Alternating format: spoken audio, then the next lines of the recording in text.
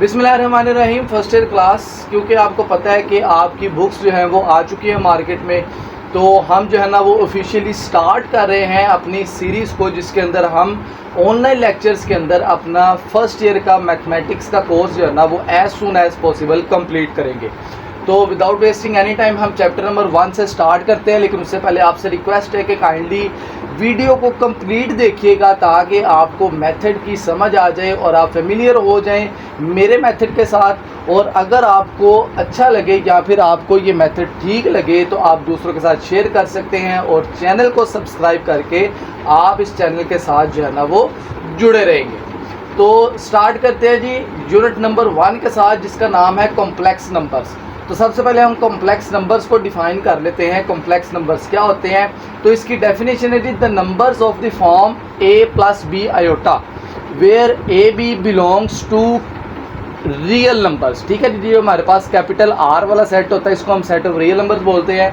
And iota is equal to under root of -1 are called complex number. जितने भी numbers आपके इस form के अंदर लिखे जाएंगे, इसके अंदर दो चीज़ें होती हैं जिनका सम लिखा जाता है। एक होता है जी हमारे पास रियल पार्ट और एक होता है इमेजिनरी पार्ट। ठीक है जी, तो इमेजिनरी के अंदर ये जो आयोटा होता है ये असल में इमेजिनरी नंबर को शो कर रहा होता है। इन दोनों को जब कंबाइन करके लिखा जाता है तो हमारे पास जितने भी नंबर्स बनते हैं वो कॉम्प्लेक्स नंबर्स होते हैं। और अगर सिंपल वर्ड्स में बताया जाए तो जितनी भी हम काउंटिंग पा रहे हैं या जितने भी नंबर्स के साथ हमें डील करना पड़ता है अपने मैथमेटिक्स के अंदर, तो वो सारे के सारे कॉम्प्लेक्स नंबर्स ही होते हैं। आइदर दे आर इमेजिनरी और रियल नंबर्स। ठीक हो गया जी। अब इसके अंदर ये आयोटा जो है इसको थोड़ा सा अगर डिस्क्राइब कर लिया जाए तो आयोटा हमारे पास होता है जी अंडर रूट ऑफ -1, जो कि हम ऑलरेडी अपनी 9th क्लास के अंदर पढ़ चुके हैं। तो अंडर रूट ऑफ -1 यानी स्क्वायर रूट के अंदर जब भी नेगेटिव साइन आएगा तो वो रियल नंबर्स के अंदर ऐड नहीं होता, बल्कि वो फिर इमेजिनरी चला जाता है। रियल नंबर्स के अंदर ऐसा कोई नंबर नहीं होता। तो iota is equal to under root -1 is an imaginary number and does not belong to R. ठीक है जी, तो ये रियल नंबर्स का इसका कोई ताल्लुक नहीं होता। ये हमारे पास जो आयोटा होता है, आयोटा की वैल्यू ये होती है। और अगर आयोटा स्क्वायर फाइंड किया जाए तो वो हमारे पास आता है जी -1 और इस वैल्यू को हम बार बार यूज़ करेंगे। अब आपको एक्सरसाइज नंबर 1.1 के अंदर जो फर्स्ट क्वेश्चन है उसमें यही पूछा गया है कि आपके पास कुछ आयोटा की पावर्स या फिर कुछ एक्सपोनेंट्स लिखे हुए हैं जिनको आपने सिंप्लीफाई करना है। ठीक है जी, तो सबसे पहले हम यहाँ से स्टार्ट करते हैं और जो बेसिक रूल्स मैं आपको बताऊँगा आपने उनको फॉलो करते जाना है स्टेप बाय स्टेप। तो सबसे पहले हमारे पास ये जो वैल्यू आ जाती है वो है जी आयोटा रेज़ टू पावर 9। सबसे पहले हमने ये देखना है कि जो हमारे पास ऊपर पावर लिखी हुई है या फिर जो एक्सपोनेंट है वो पॉजिटिव है या नेगेटिव है। अगर तो वो पॉजिटिव है तो उसके बाद सेकंड नंबर पे आपको ये देखना है कि either it is an even number और ओड नंबर।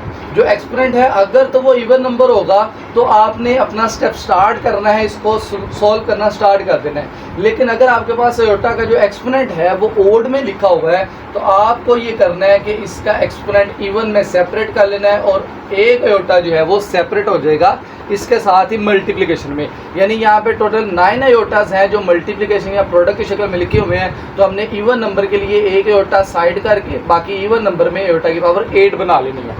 ये आयोटा जो है ना वो सॉल्व नहीं होगा, इसकी पावर कुछ सॉल्व नहीं करेंगे। ये लास्ट पे अगर मल्टीप्लिकेशन हो तो वो कर देंगे। हमारे पास जो आयोटा की इवन पावर होती है हम उसको सॉल्व कर सकते हैं। उसके लिए हमें क्या करना है, यहाँ पे स्क्वायर लिखना है और बाहर वो नंबर हम लिखेंगे जिसको मल्टीप्लाई करने से हमारे पास ये 8 बन जाए।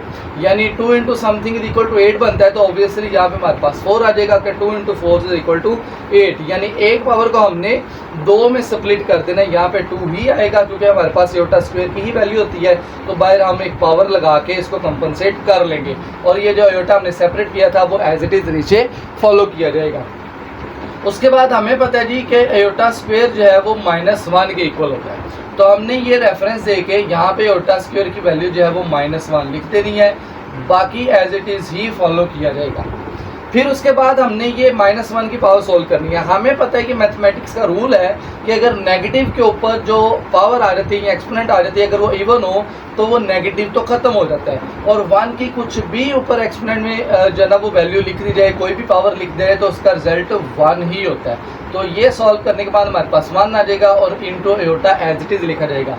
लास्ट पे इनको मल्टीप्लाई कर दिया जाएगा जो कि हमारे पास आयोटा बचेगा और यही हमारा फाइनल रिजल्ट होगा। ठीक है जी। सेम एज इट इज़ जो है ना वो आयोटा की पावर 17 सॉल्व की जाएगी। यहाँ पे भी 16 आयोटा सेपरेट कर ली जाएंगे और एक आयोटा जो है ना वो अलहदा कर लिया जाएगा क्योंकि 17 जो है वो ओड नंबर था।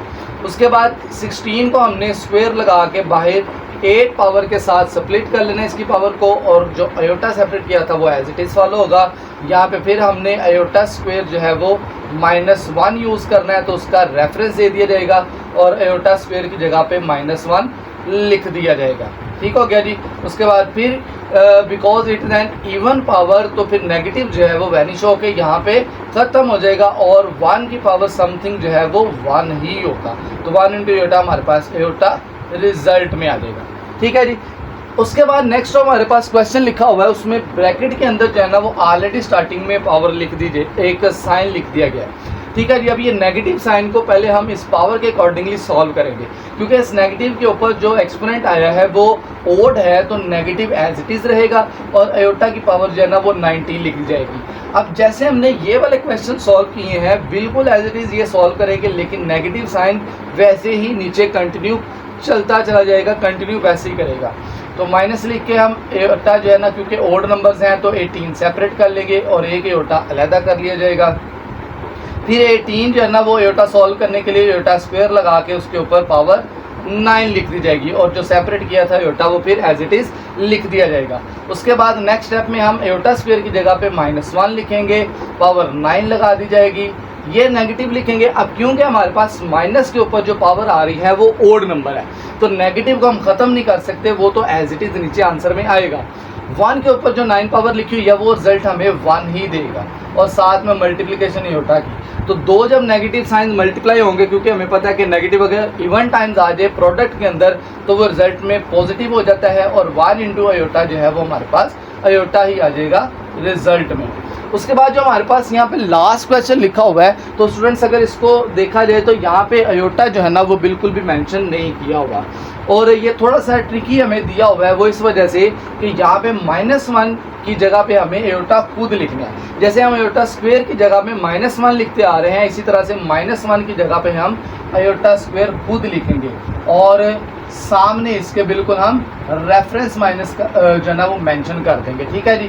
आयोटा स्क्वायर जो है वो -1 होता है तो हम -1 की जगह पे आयोटा स्क्वायर मेंशन कर रहे हैं। उसके बाद फिर आयोटा स्क्वायर जो है ना उसकी वैल्यू तो हम पुट नहीं करेंगे बल्कि इसका जो एक्सपोनेंट होगा वो बाहर वाले एक्सपोनेंट के डिनोमिनेटर से कैंसिल आउट करके हमारे पास बचेगा जस्ट आयोटा और उसकी पावर -21। ठीक हो गया जी। अब अगर हमारे पास इस तरह से नेगेटिव में आयोटा की पावर लिखी हुई है, जैसे मैंने यहाँ पे आपको बोला था कि आपने नेगेटिव चेक कर लेना है कि आयोटा की पावर नेगेटिव में तो नहीं आ रही, तो अगर नेगेटिव के अंदर लिखी हुई है तो हमें क्या करना है, इसको डिनोमिनेटर में ले जाके इसकी पावर जो है वो प्लस कर लेनी है। ठीक हो गया। अब यहाँ पे स्टूडेंट्स आपने एक चीज़ जो है ना वो लाजमी ज़हन में रखनी है कि जब हमारे पास जो है ना वो न्यूमरेटर के अंदर यानी सिंपली फ्रैक्शन नहीं थी तो आयोटा की पावर ओड के अंदर लिखी हुई थी तो हमने एक आयोटा सेपरेट कर लिया। यहाँ पे भी नीचे ओड पावर लिखी और एक आयोटा सेपरेट कर सकते हैं, लेकिन अगर हम यहाँ पे इस तरह से करें कि हम ओड पावर की वजह से इसको आयोटा के साथ ही मल्टीप्लाई और डिवाइड करवा दें जिसको हम रैशनलाइजेशन बोलते हैं। ठीक है जी। तो हमारे पास जो है ना वो रिजल्ट काफ़ी ज़्यादा ईजी हो जाएगा फाइंड करना। अगर तो ये इवन पावर होती यानी फर्स्ट करें 21 की जगह पे लिखा होता 20 तो फिर हमें ये रैशनलाइज करने की ज़रूरत नहीं थी पड़नी। रैशनलाइजेशन तब करेंगे जब यहाँ पे नीचे ओड के अंदर पावर लिखी जाएगी। तो ओड के अंदर पावर लिखने की वजह से हमने ऐसा किया है ताकि आयोटा से मल्टीप्लाई करवा के पावर को इवन बना लिया जाए और ऊपर भी आयोटा से मल्टीप्लाई करवा देंगे। आयोटा इंटू 1 हमारे पास आयोटा आ जाएगा, नीचे आयोटा की पावर हमारे पास बन जाएगी 22। अब इवन पावर को जो सॉल्व करने का मेथड होता है बिल्कुल उसकी तरह से हम जो है ना वो इसकी इवन पावर को सॉल्व करेंगे। ऊपर तो जो आयोटा लिखा हुआ वो एज इट इज़ रहेगा, नीचे आयोटा की पावर 2 लिख के हम बाहर लगा देंगे जी 11 क्योंकि 22 पावर है हमारे पास तो बाहर 11 लिखा जाएगा और आयोटा स्क्वायर की जगह पे यहाँ पे फिर -1 मेंशन होगा उसकी पावर 11। अब नीचे हमारे पास आ गया जी -1 की पावर 11 क्योंकि माइनस के ऊपर जो है ना वो ओड पावर आ चुकी है इसलिए माइनस एज इट इज़ लिखा जाएगा और 1 की पावर 11 जो है वो 1 ही होगा। लास्ट पे क्योंकि आयोटा जो है ना उसको 1 पे डिवाइड किया जाएगा या वैसे ही हमें पता है कि डिनोमिनेटर में 1 हो तो वो नहीं लिखा जाता, जस्ट नेगेटिव साइन को फॉलो करते हुए हमने वो लगाना है और बाकी आयोटा को ही आंसर में लिख देना है। ठीक है जी। तो इस तरह से हमारे पास जो चारों क्वेश्चन थे, जो चारों पार्ट्स है क्वेश्चन नंबर 1 के, वो कंप्लीट हो चुके हैं। और आई होप कि आपने सीख लिया होगा कि एयोटा की कोई भी पावर अगर आपके पास लिखी हो तो वो किस तरह से सॉल्व की जाएगी, क्योंकि नेक्स्ट एक्सरसाइजेस के अंदर जितनी भी आपकी जो है ना वो क्वेश्चन होंगे उनमें मोस्टली कहीं ना कहीं आपको एयोटा की कुछ ना कुछ पावर सॉल्व करने को मिलेगी। तो आप इन्हीं रूल्स को फॉलो करते हुए एयोटा की पावर को सॉल्व करेंगे।